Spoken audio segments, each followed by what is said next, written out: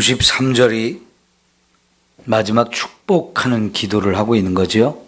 축도라고 볼 수 있습니다. 그러면 오늘 우리가 읽은 이 말씀이 바울의 편지의 마지막 부분이라고 할 수 있고요. 16장에서는 조금 더 추가를 해서 이렇게 마무리하고 있는 부분이라고 볼 때 22절 앞에까지는 바울이 로마 교회 성도들에게 편지를 보내면서 하고 싶었던 중요한 이야기들을 21절에서 다 마무리했다고 볼 수 있습니다. 이제 마지막 끝내면서 편지를 끝내면서 여기서 세 가지를 말씀하고 있습니다. 첫 번째는 바울이 로마를 방문할 계획에 대해서 1장에서도 말했는데 다시 한번 설명을 더하고 있습니다. 이거는 바울이 단순히 로마를 가고 싶어서 하는 얘기가 아니고요. 바울은 선교의 열정이 계속 불타올랐기 때문에 로마를 들려서 복음을 전하고 또 거기서 더 먼 곳 서바나라고 하는 곳까지 가고 싶어 했는데 이 서바나가 요즘으로 말하면 스페인입니다. 그럼 바울이 여기 스페인에 왜 그렇게 가고 싶었느냐? 거기가 그 당시는 땅끝이라고 생각했기 때문입니다. 세월이 한참 흘러서 유럽의 그 서쪽에 있는 바다가 대서양이잖아요. 그 대서양을 무작정 그냥 갔어요.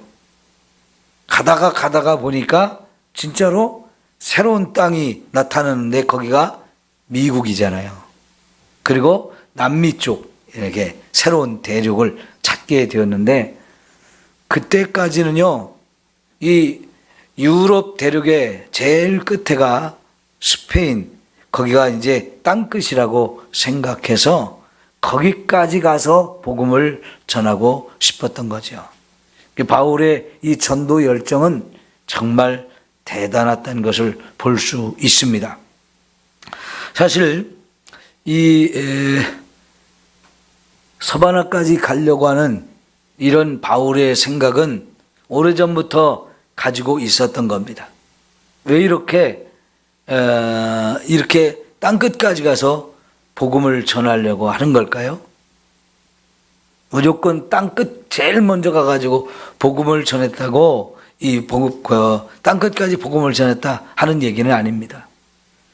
지금 안디옥에서 바울이 복음을 전하기 시작했거든요.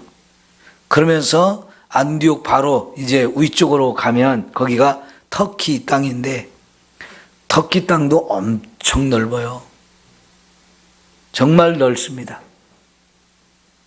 그 터키 안에서 국내선 비행기를 타고 이렇게 터키 이스탄불에서 우리가 많이 알려진 지하 동굴 도시 카타콤 이런 데가 있는 곳까지 가는 것도요, 한참 비행기를 타고 가야 됩니다.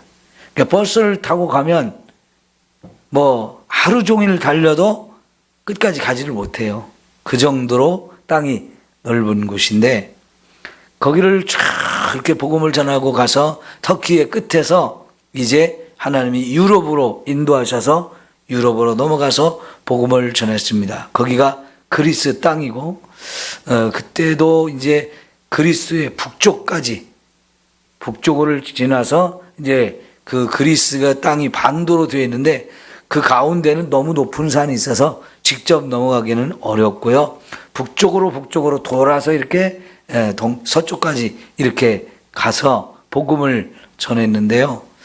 그러고 보니까 지금 안디옥에서부터 쫙 계속 복음을 전하면서 서쪽으로 갔거든요. 거기 갔을 때도 여기 정말 땅끝인 것 같아. 그런데 분명히 거기가 땅끝은 아니었고요.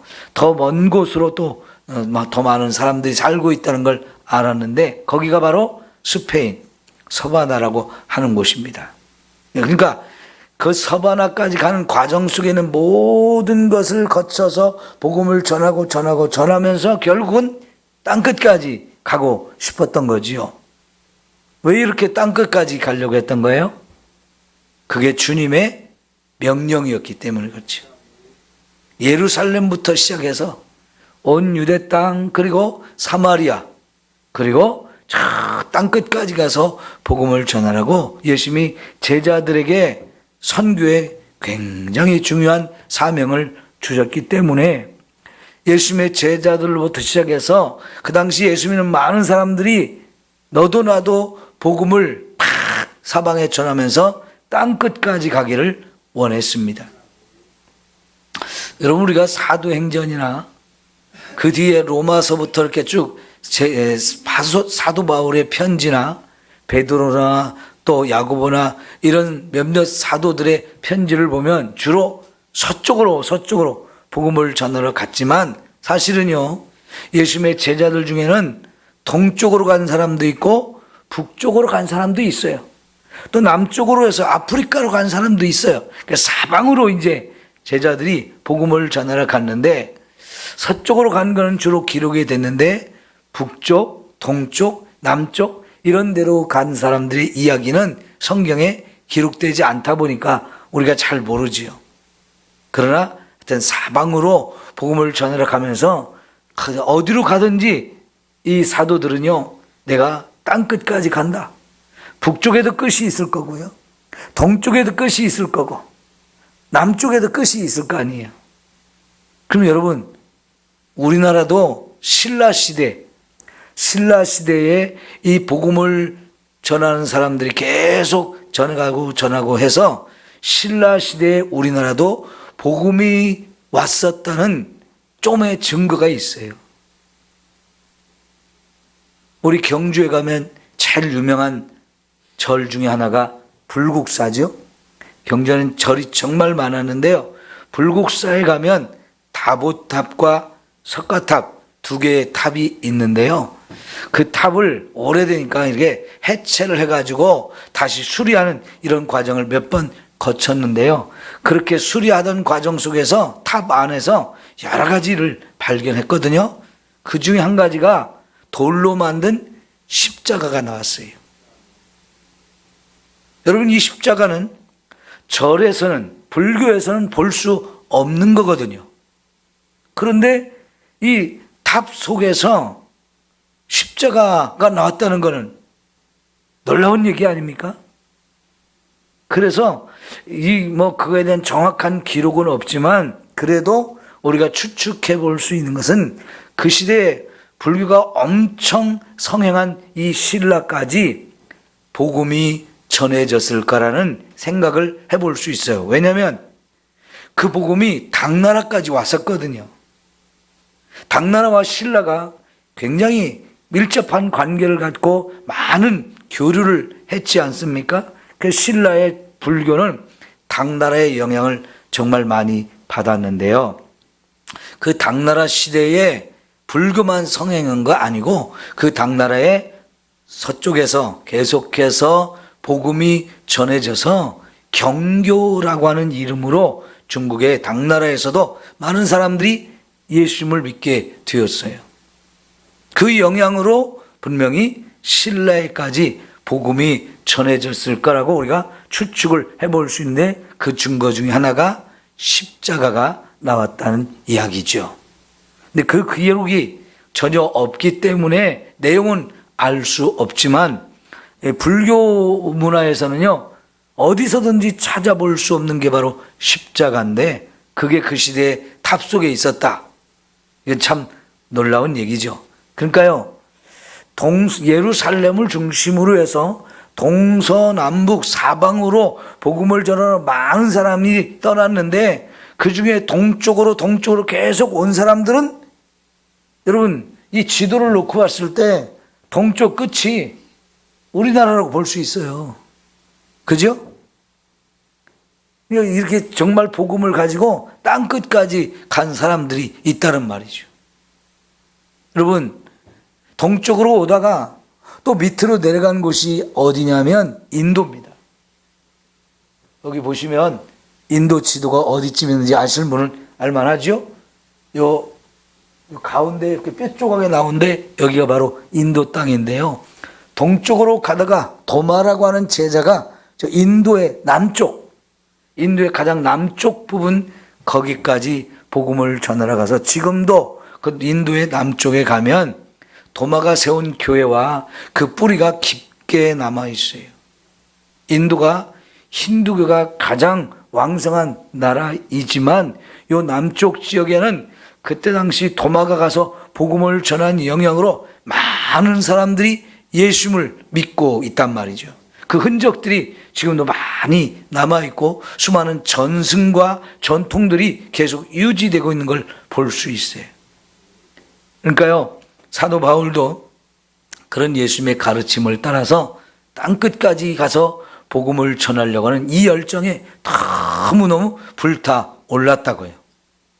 여러분, 우리가 땅끝까지 가서 복음을 전해야 된 또 다른 이유 중에 하나는 뭐냐면 예수님이 언제 세상에 오신다고 그랬나요? 때는 모르지만 주님이 오시려면 그 전에 반드시 뭐가 이루어져야 된다고 그랬어요. 땅끝까지 이 복음이 증거돼야 주님이 세상의 끝이 오고 그때 내가 온다고 했어요. 그러니까 예수님이 이 땅에 분명히 오시는데 그 오시기 전에 반드시 이루어져야 될 것은 뭐냐면 이 복음이 땅끝까지 전해져야 주님이 오신다고 했잖아요. 그러니까 우리는 주님의 재림을 간절히 기다린다고 하면 먼저 주님의 재림을 기다리기 전에 내가 복음을 열심히 전하는 사람이 되어야 돼요. 그래야 주님이 오실 날이 하루라도 더 빨리 오시거든요. 이 땅의 모든 나라, 모든 백성들에게 복음이 증거되어서 거기서도 예수 믿고 구원받는 사람들이 있어야 주님이 오신단 말이에요. 그러니까 하나 더 우리가 생각해 볼 수 있는 것은 어디서든지 복음이 증거되지 않으면 어떤 누구도 복음을 듣고 구원받지 못해요. 그러면 구원받지 못하면 다 어디 갑니까? 지옥의 영혼이 멸망을 당할 수밖에 없는 거잖아요. 그러니까 우리는 정말 천하보다도 한 영혼이 더 귀하다고 그 영혼의 가치를 알고 한 영혼에 더 구원받기를 원하는 우리의 마음을 가졌다면 우리는 정말 저 땅끝이 아무리 멀어도 그곳에 가서도 우리는 복음을 전해야 할 줄 믿습니다. 여러분, 이 군산도 어떻게 보면 땅끝 중에 하나죠? 우리나라, 이 대한민국이라는 이 땅에서 서쪽 끝이 우리 군산이라고 말할 수도 있잖아요. 동쪽 끝에 포항이나 울산 이런 데가 또 하나의 땅끝이라고 하면 서쪽 끝인 우리 군산도 하나의 땅끝이라고 말할 수도 있어요. 그러니까 여기 고군산 열도, 선유도나 이런 데 가면 전해지는 얘기가 있잖아요. 여기서 닭 우는 소리가 산동성에 들리고 산동성에서 닭 우는 소리가 여기서도 들린다 할 만큼 여기가 서쪽 끝이란 말이에요. 중국하고 가까운.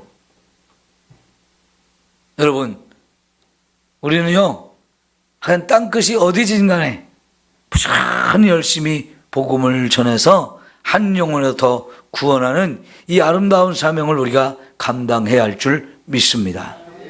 그런데 22절에 보면 내가 너희에게 가려 하던 것이 여러 번 막혔다 그랬어요.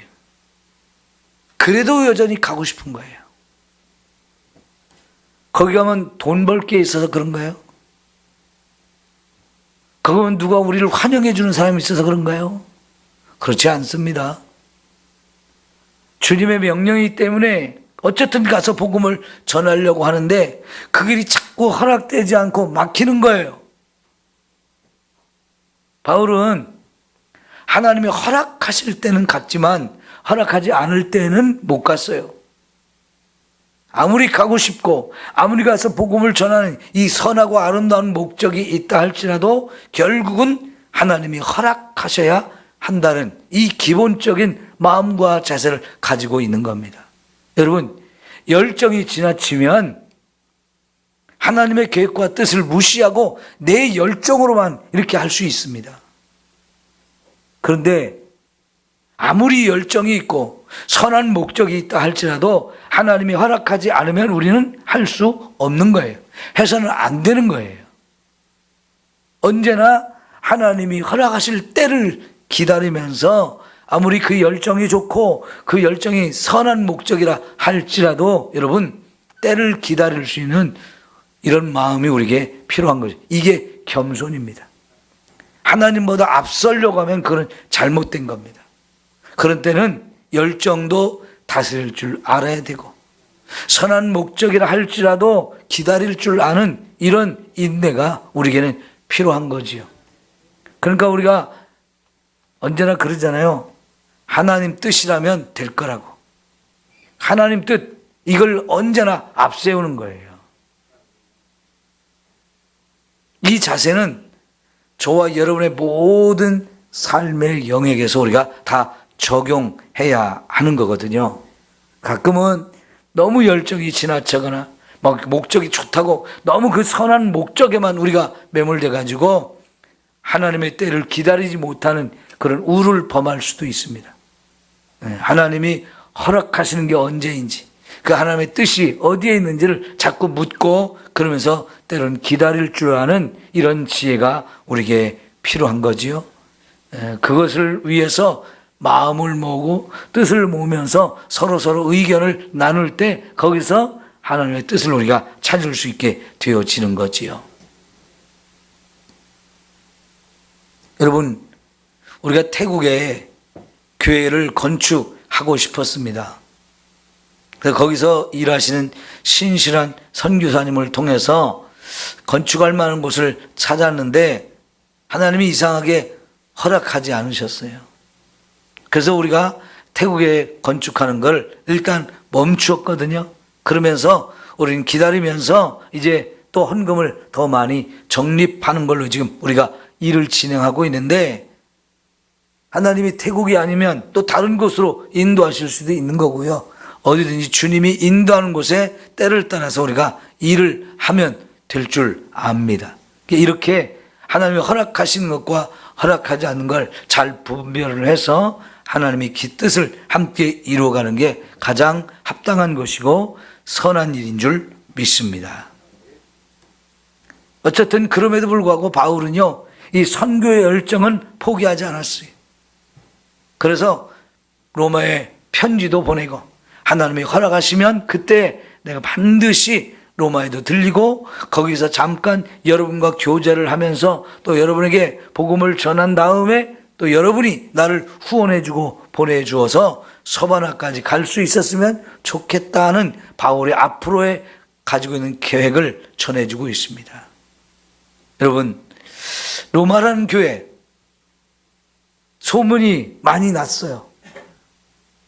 바울과 사도들 어느 누구도 거기 가서 복음을 전하지 않았음에도 불구하고 거기에 복음을 받아들인 사람들이 성도들이 하나씩 둘씩 옮겨가면서 그 사람들이 모여가지고 하나의 교회가 생성이 됐고 그 소문이 사방에 퍼졌어요.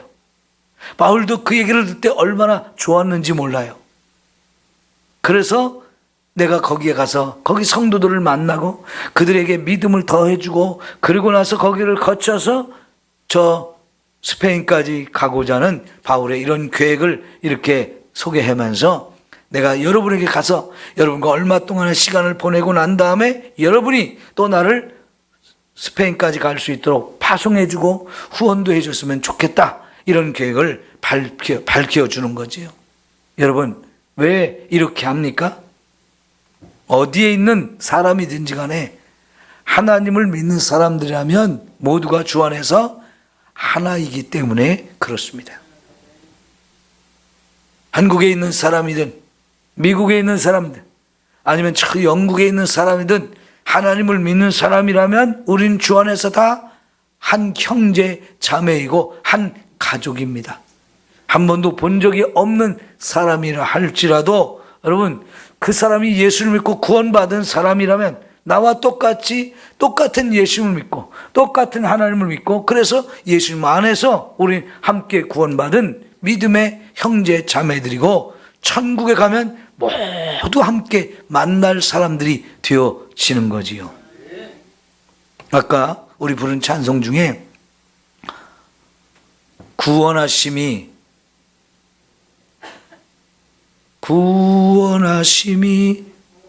보좌에 앉으시 우리 하나님과 어린 양께 있도다. 그 찬송이 나오는데요, 그게 요한계시록에 나오잖아요. 요한계시록 4장에 나오는 말씀인데, 그 찬송을 함께 부르는 사람들이 누구냐? 각 나라와 각 민족과 각 백성, 그리고 각기 다른 방언을 쓰고 있는 수많은 사람들이 함께 모여서 그 찬송을 하는 거예요. 이게 천국의 모습이거든요.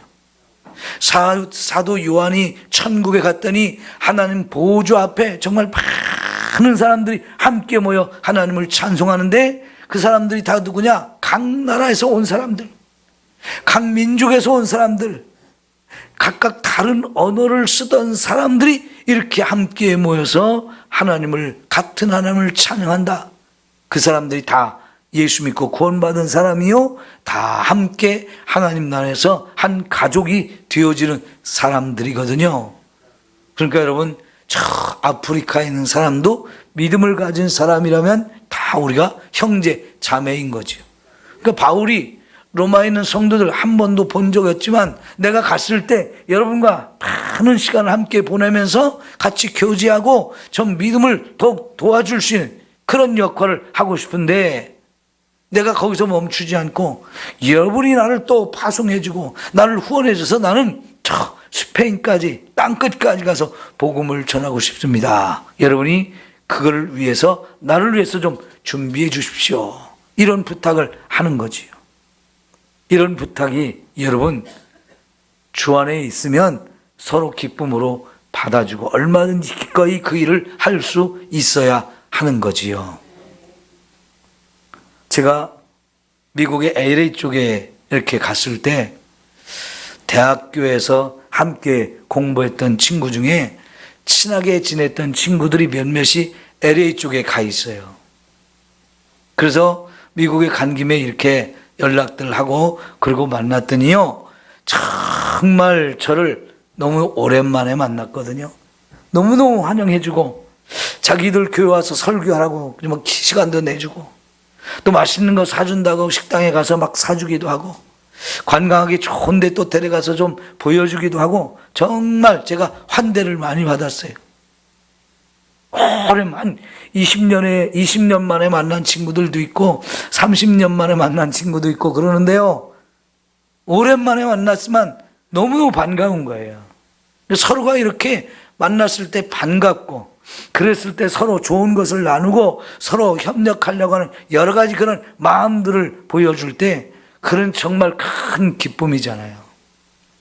여러분, 주 안에서 우리가 한 번도 본 적이 없는 사람이지만 함께 만나서 얘기해 보니까 서로 뜻이 통하고 마음이 통하고, 그래서 서로 마음을 나눌 수 있는 이런 사람들을 만나서 아름다운 시간을 가진다는 것은 주 안에서 누린 또 다른 기쁨이요 즐거움입니다. 그런 사람들을 위해서, 뭔가를 위해서 기꺼이 내어줄 수 있다고 하면 이보다 더 큰 사랑이 어디 있습니까? 왜 우리가 그렇게 합니까? 우리가 주 안에서 다 형제 자매이기 때문에 그런 거지요. 우리가 주 안에서 이 형제 자매라는 걸 느낄 수 있는 이야기가 오늘 읽은 말씀의 두 번째 이야기로 등장하는데요, 바울은 그러나 내가 로마에 가기 전에 예루살렘에 좀 먼저 가야 된다. 지금 바울이 고린도에서 로마로 편지를 보내고 있어요. 이 고린도에서 로마는 서쪽에 있습니다. 그런데 바울이 이 로마로 가기 전에 내가 먼저 동쪽 저 끝에 있는 예루살렘에 먼저 갔다가 거기서 이제 로마로 가려고 한다. 그러니까 뒤에 한참 돌아가야 되는 거죠. 왜 그러냐면 지금 예루살렘 교회가 많은 어려움에 처해 있는데, 그 어려움에 처해 있는 교회와 성도들을 돕기 위해서 이 터키와 그리스에 있는 많은 교회들이 헌금을 했어요. 그런데 그 터키와 그리스에 있는 교회라고 해서 넉넉하게 잘 살았느냐? 사실은 그렇지 않았습니다. 여러분, 우리가 사도행전을 살펴보게 되면 바울이 여기저기 계속 다니면서 복음을 전했습니다. 그래서 많은 교회가 세워졌고 많은 성도들이 구원을 받았습니다마는 어디 가든지 복음을 전할 때 결코 쉽게 전하지 못했어요. 왜요? 어디 가든지 회방꾼이 있었고 박해하는 사람들이 있었기 때문이거든요. 그럼 여러분, 바울만 박해한 게 아니고요, 예수를 믿는 그 사람들, 그 지역 사람들이 함께 박해를 했어요. 그 당시에 어디 가든지 복음을 전해서 사람들이 구원받는 건 좋은데, 그 구원받은 사람들이 신앙생활하는 것은 결코 쉬운 환경과 여건 속에서 신앙생활하는 게 아닙니다. 정말 교회마다 다 어려운 환경 속에서 신앙생활을 하게 되었는데요. 예를 들면 예루살렘에 있는 교회가 어려운 이유가 여러 가지가 있습니다. 우리가 지난 주일날 사도행전 6장을 보면서 마지막 결론 부분에 허다한 제사장의 무리도 예수님을 믿었다고 그랬죠. 그 도에 복종했다고 그랬죠. 그러면 여러분, 제사장 무리들이 원래 예수를 죽이는데 가장 앞장선 사람들이고요. 그리고 이 예수를 믿는 사람들, 또 예수님의 복음을 전하는 이 사도들, 그들을 계속 복음을 못 전하게 방해하고 박해하고 엄청난 고통을 주었던 앞장선 사람들이 계속해서 제사장 무리예요. 근데 거기 속해 있다가 이제 예수를 믿는 제사장이 됐어요. 그러면 여러분 생각해 보세요. 그 제사장들 중에 예수를 믿은 제사장들이 있으면 이 예수를 믿는 제사장들을, 예수를 믿는 걸 반대하고 박해하는 제사장들이 성전에 와서 제사하는 일을 허락할까요? 안 할까요? 네? 제사장들의 임무는 성전에서 제사를 하는 일을 감당하는 거예요. 그런데 그 제사장들이 예수를 믿게 됐어요. 그러면 이거는 완전히 나쁜 놈인 거예요. 자기들을 배반한 거예요. 자기들을 그렇게 미워하고 못하게 방해하는데 거기 가서 예수를 믿어? 이거는 용서가 안 되는 거예요. 그러니까 절대로 그 제사장들을 다시는 성전에 와서 제사하는 일을 하지 못하게 한다고요. 그러면 어떤 결과가 나오느냐? 밥줄이 끊기는 거예요. 일자리를 뺏긴 거예요. 너희들은 여기 와서 일을 못해. 예수를 믿음으로 인해서 하루아침에 일자리를 잃어버리고 밥줄이 끊겨버린 거예요.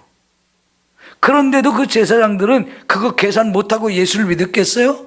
다 알면서 예수 믿는 것이 옳다고, 그렇게 해야 구원받는 걸 알기 때문에 직장을 잃어버리고 이제 먹고 사는 게 힘들어지는데도 불구하고 거기서 나와서 예수를 믿은 거예요. 직장만이 아닙니다. 집에서 쫓겨나는 거예요. 일가 친척으로부터 버림받는 거예요. 죽음의 위협을 당합니다. 그럼에도 불구하고 그들이 예수를 믿으니까 여러분, 그들이 가난할 수밖에 없는 거예요. 예루살렘에 있는 많은 성도들이 그랬어요. 자기 민족들한테 막 이렇게 어려움을 당하다 보니까 먹고 사는 것이 힘들어요. 그런데 터키가 됐든 그리스가 됐든 그 지역의 성도들도 지금 그런 일들을 같이 경험하고 있는데요. 감사하게도 다른 지역에 있는 성도들이, 예루살렘 교회 성도들이 이렇게 힘들고 어렵게 사는 것을 그냥 외면하지 않고요, 우리가 좀 도와주자. 우리도 어렵지만 이 어려운 중에도 우리가 좀 같이 힘을 좀 도와서 거기 성도들을 도왔으면 좋겠다. 각지의 교회들이 헌금을 많이 했어요. 넉넉히 했다는 거예요.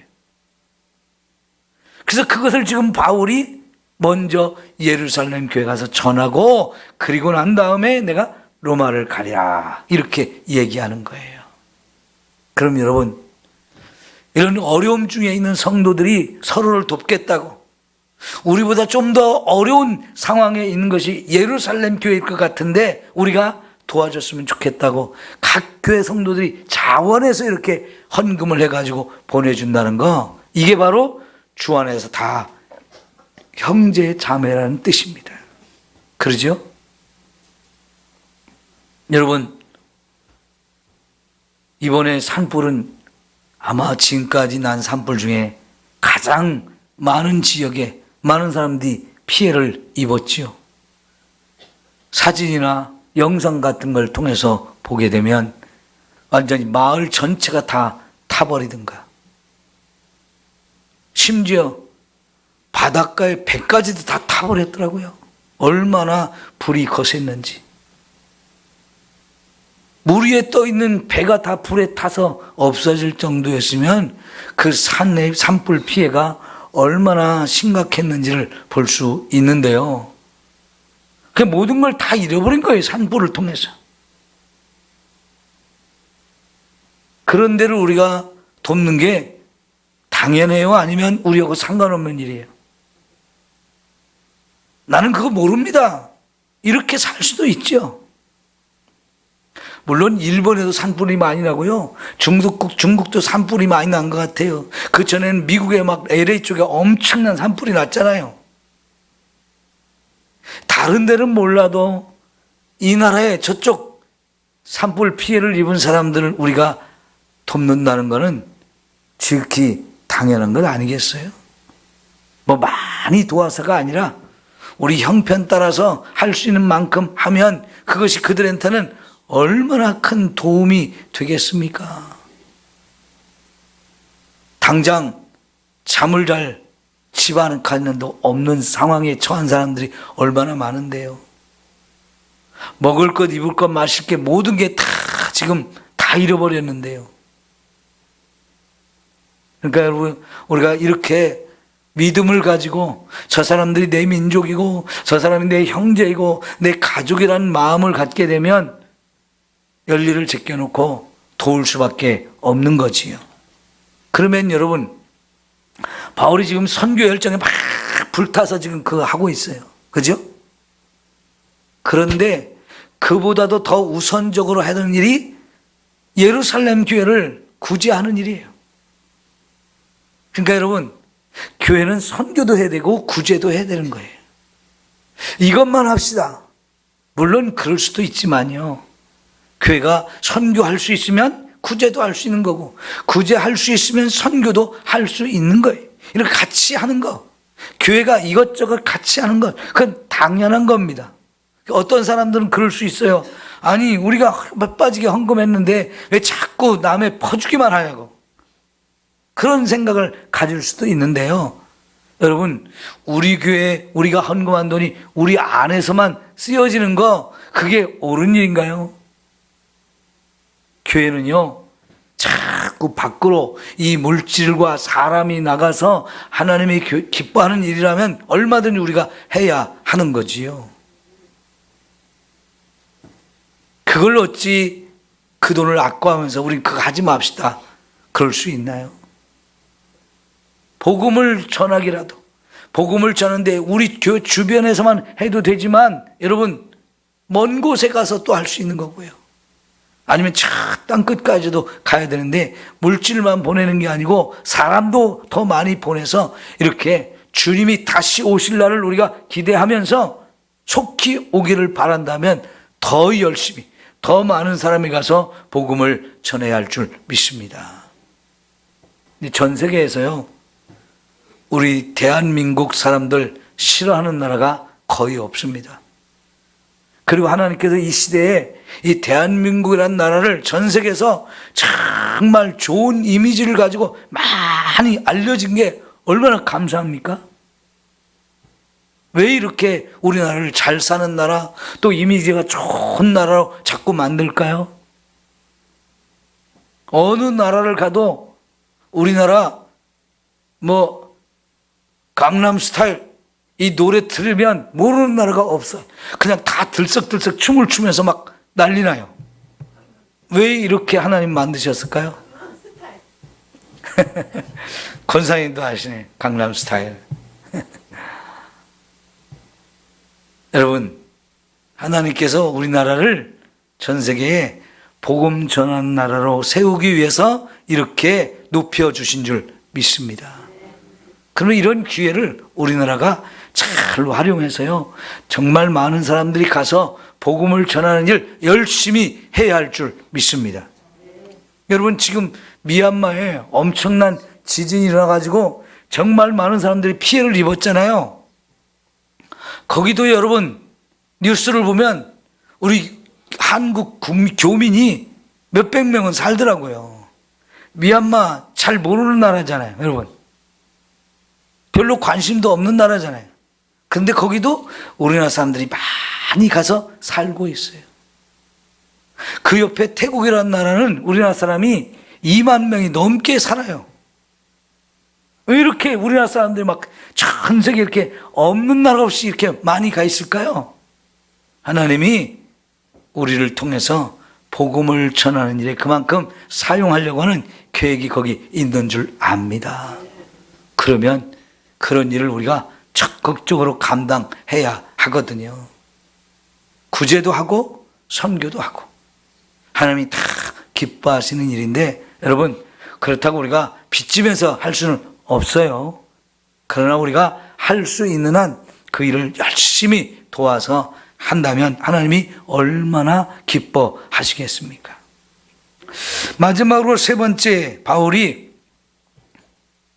이 로마 교회 성도들 한 번도 본 적이 없는데요, 자기를 위해서 기도해 달라고 기도 제목을 가르쳐주며 기도 요청을 하고 있어요. 여러분, 이게 예수 믿는 사람들의 참 아름다운 모습인 줄 믿습니다. 한 번도 본 적이 없는 사람이지만 여러분, 기도를 부탁하면 그 기도를 우리가 내게 주신 너무나 좋은 사명인데, 내가 주의 일에 동참할 수 있는 너무나 아름다운 일인데, 그거 기도하는 거 너무 귀하고 아름다운 일이지요. 여러분, 캐나다에서 목회하는 우리 한국 목사님이 일찍이 거기서 교회를 크게 성장시켰어요. 그런데 그분은 거기서 목회를 하면서도 저 북한 선교를 막 하고 싶었어요.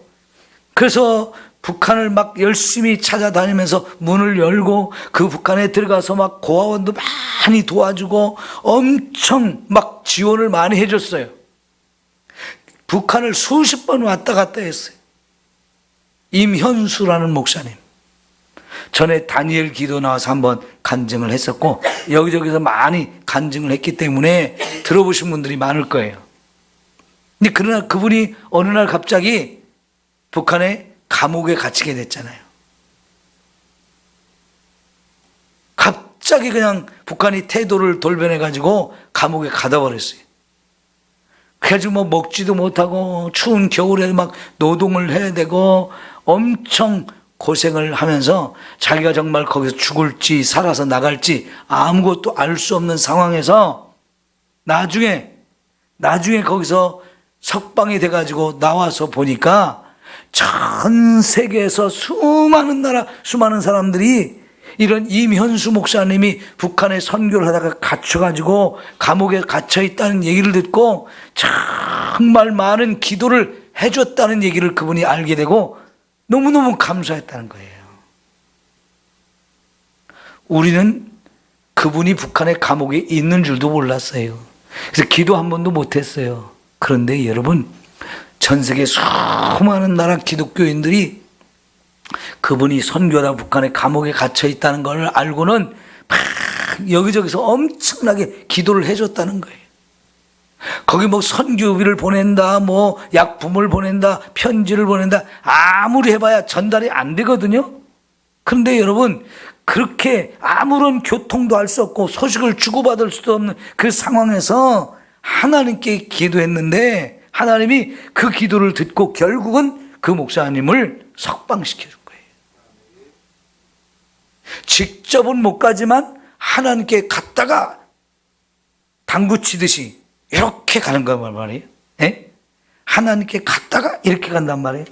그게 제일 좋은 방법이고 제일 확실한 방법이고 제일 놀라운 방법이 되어지는 거지요.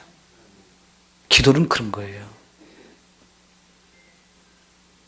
사실 바울이 이 고린도에서 예루살렘까지 가는 길도 만만치 않은 먼 길이며 위험합니다.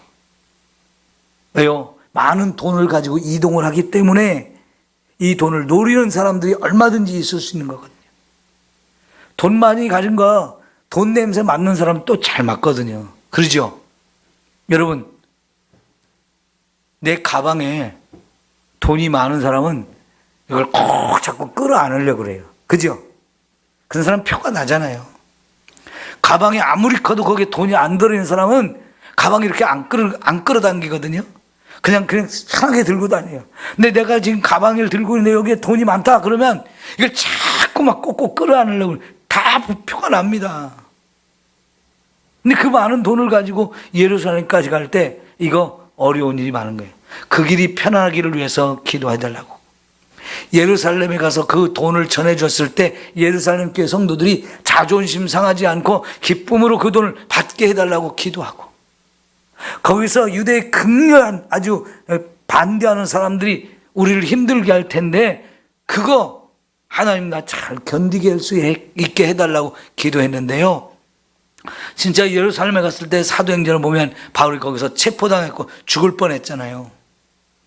고발을 당해가지고 이제 끝장날 뻔했는데 바울이 다행히 로마 황제에게 고소를 해가지고 결국은 죄수의 몸으로 배를 타고 로마까지 갔는데 그게 결국은 하나님의 방법이었어요. 그걸 가장 안전하게 로마까지 가게 하는 하나님의 최고의 방법. 돈 한 푼 안 들고 가게 했잖아요. 로마의 군인들이 막 지켜가면서 데리고 갔잖아요. 그럼 그렇게 해서 이제 로마에 가게 됐는데, 여러분, 하나님은 얼마든지 우리의 기도를 듣고 그렇게 가장 아름다웠고 좋은 방법으로 응답하셔서 그런 일을 이루어 가시는 줄 믿습니다. 우리 편하게 살려면 한도 끝도 없어요. 나만 좋을 걸 위해서 산다면 그거는 참 믿음의 모습이 아니에요. 하나님의 뜻을 따라 어디든지 복음을 전해서 한 영혼을 더 구원하려는 이 열정을 가지고 살다 보면 어떤 어려움도 견뎌야 되고요. 또 거기에 하나님 많은 사람들을 붙여주고 또 협력하면서 그 일을 하게 하시거든요. 여러분, 그래서 하나님의 일이 이루어지는 거예요. 우리 삼성교회도 언제든지 하나님의 계획과 뜻을 제일 앞에 두고 우리가 한 마음이 돼서 같이 협력해서 이루어가는 아름다운 교회가 되기를 소망합니다. 하나님의 일을 이루는데 자꾸 반대하고 방해하는 그런 사람이 되면 정말 그건 너무나 신앙생활을 잘못하는 거예요. 그건 안타까운 일이죠. 우리가 언제든지 무엇이든지 누구가 됐든지 간에 하나님이 하신 일이라면 기쁨으로 우리가 할 수 있는 최선을 다해서, 그것이 헌금이든 그것이 기도가 됐든 그것이 함께 동역하는 것이든 무엇이든지 함께해서 하나님의 뜻을 이루어가는 저와 여러분 모두가 됐으면 좋겠습니다. 기도합시다.